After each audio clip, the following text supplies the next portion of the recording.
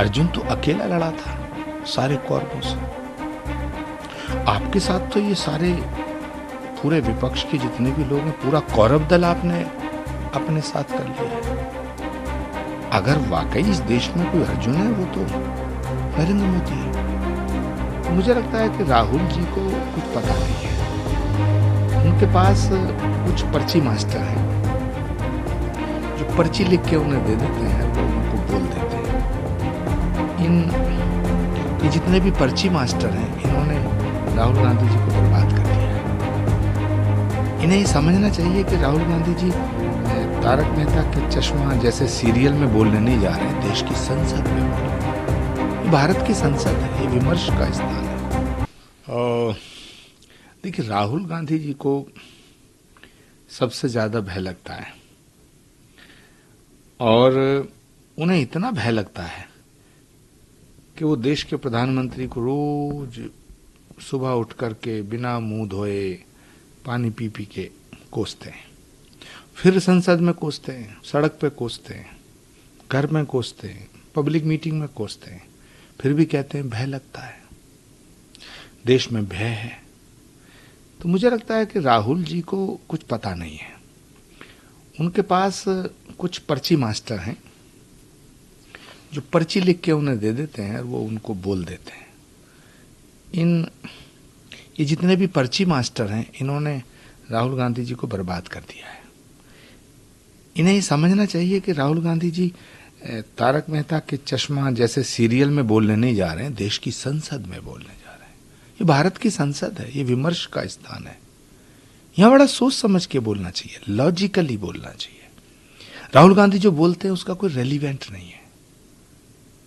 सारे पर्ची मास्टर मिलकर के राहुल गांधी जी को बर्बाद किए जा रहे हैं।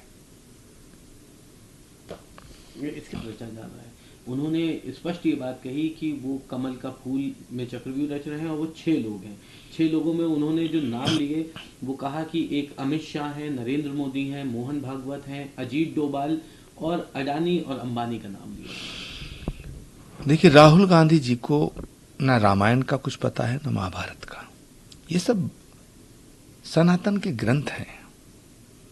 भारत की संस्कृति, भारत की सभ्यता, भारत के संस्कार, भारत के शास्त्र, उनसे राहुल जी का क्या लेना देना। उन्हें यह नहीं पता है कि चक्रव्यूह की रचना किसने की थी। उन्हें यह भी नहीं पता होगा और उन्हें यह भी नहीं पता कि अभिमन्यु का जो वध हुआ उसमें 7 महारथियों ने मिलकर के अभिमन्यु को मारा था। 7। तो चक्रव्यूह में जब अभिमन्यु गिर गया तो 7 महारथी थे। उन्हें किसी ने लिख के दे दिया 6 बोल दो, तो 6 बोल दिया। दूसरा बड़ी बात यह है, वो अपने आप को कह रहे हैं कि मैं तो अर्जुन हूं। अरे साहब, अर्जुन तो अकेला लड़ा था सारे कौरवों से। आपके साथ तो ये सारे पूरे विपक्ष के जितने भी लोग हैं, पूरा कौरव दल आपने अपने साथ कर लिया है। अगर वाकई इस देश में कोई अर्जुन है वो तो नरेंद्र मोदी है, जो आपके हर एक चक्रव्यूह को तोड़ करके विजयी हो जाता है। तीसरी बार भी आपके चक्रव्यूह को तोड़ के देश के प्रधानमंत्री के पद पर आसीन हो गए। तो अर्जुन तो विजेता है। आप क्या हैं, मुझे लगता है राहुल जी को खुद पता ही नहीं है। ये शोध का विषय है कि राहुल जी क्या है। एक और को चक्रव्यूह की ताकत को कमजोर करेगा। ये बजट इस देश के किसानों की मदद करेगा, युवाओं की मदद करेगा, इस देश के मजदूर, छोटे व्यापारियों की मदद करेगा। लेकिन मैंने जो देखा वो ये बजट एकमात्र उद्देश्य ढांचे को मजबूत करना है। यानी कि वो जो बजट पेश हुआ है, ये बजट इस चक्रव्यूह को और मजबूत कर रहा है। देखिए, अभी मुझे किसी ने बताया कि वो उनका ध्यान हलवे में बड़ा अटका हुआ था। 60 साल तक उन्होंने इस देश को हलवा समझकर ही तो खाया है। जिन्होंने 60 साल तक इस देश को हलवा समझ के खाया है, बांटा है, आज उन्हें हलवा बड़ा खटक रहा है। हलवा तो समृद्धि का प्रतीक है। हलवा प्रसाद समझ के वितरित किया जाता है। ये भारत की संस्कृति और हमारे संस्कार और सनातन की परंपरा है। ये तो समृद्धि का प्रतीक है। लेकिन अफसोस कि उन्हें वो जो 60 साल में हलवा खाया है वो उनके जहन से उतर नहीं रहा है।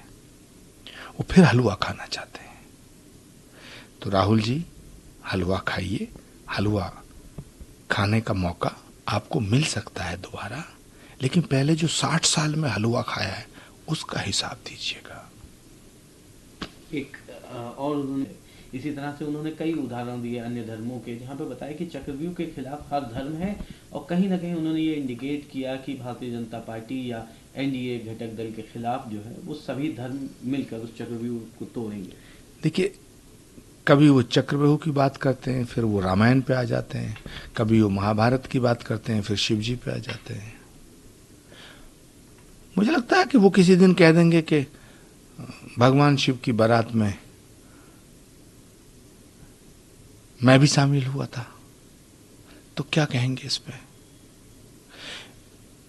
कुछ पर्ची मास्टर हैं जो उन्हें पर्चियां पकड़ाते हैं। उन्होंने ये पार्टी बर्बाद कर दी है और वो रोज राहुल गांधी जी को बर्बाद करने पे तुले हुए हैं। इसके अलावा राहुल जी का जो बयान है, उनका जो वक्तव्य है, उस पर इससे ज्यादा और कुछ नहीं कहा जा सकता। एक आखिरी सवाल है सर, उन्होंने बोलूंगा पीएम मेरे सामने खड़े नहीं हो पाएंगे, ना वो मेरे सामने बातचीत कर पाएंगे। उन्होंने तो चुनाव में ये भी कहा था कि मैं लिख के दे रहा हूं, तीसरी बार नरेंद्र मोदी प्रधानमंत्री के पद की शपथ नहीं लेगा, नहीं लेगा। लेकिन शपथ तो हो गई। उन्होंने तो ये भी कहा था कि इंडिया गठबंधन की सरकार बनेगी, नहीं बनी। तो राहुल गांधी जी क्या कहते हैं और वो कितना सच निकलता है, कितना समझ के बोलते हैं, यही तो सबसे बड़ा सवाल है। सबसे बड़ा सवाल यही है। देश मतलब कल तक राहुल गांधी जी कांग्रेस की समस्या थे, आज तो वो पूरे देश की समस्या बन गए। क्या लगता है आपको, बिना संतुलित, बिना सोचे समझे वो वक्तव्य? उन्हें पता ही नहीं है कुछ। मुझे कभी कभी उन पर दया आती है कि उनके साथ क्या हो रहा है, कौन कर रहा है। राहुल जी को बहुत सोच समझ करके संसद में बोलना चाहिए। और मुझे तो अब अखिलेश यादव जी, ममता बनर्जी, उद्धव ठाकरे, इन पर भी बड़ा तरस आ रहा है कि इन्होंने एक ऐसे व्यक्ति को अपना नेता मान लिया है, राहुल गांधी को अपना नेता मान लिया, जिन्होंने अपनी पार्टी का ही सत्यानाश कर दिया। बनाया गया है उत्तर प्रदेश विधानसभा में, और ये बात लगातार चर्चा का विषय बनी हुई है कि पीडीए का नारा देते थे, लेकिन एक अगली जाति के नेता को उन्होंने नेता प्रतिपक्ष। आप किस तरह से देखते हैं इस पूरे मुद्दे को, क्या कहना चाहिए? देखिए, समाजवादी पार्टी के राष्ट्रीय अध्यक्ष अखिलेश यादव जी का ये जो फैसला है, ये अच्छा फैसला है। माता प्रसाद पांडे जी को जो नेता प्रतिपक्ष बनाया है, इससे समाजवादी पार्टी को फायदा मिलेगा। लेकिन जहां तक सवाल शिवपाल यादव जी का है, तो शिवपाल यादव जी के तो नाम में शिव लगा है। जिसके नाम में शिव लगा है तो जहर तो पीना पड़ेगा, दुष्पान तो करना पड़ेगा।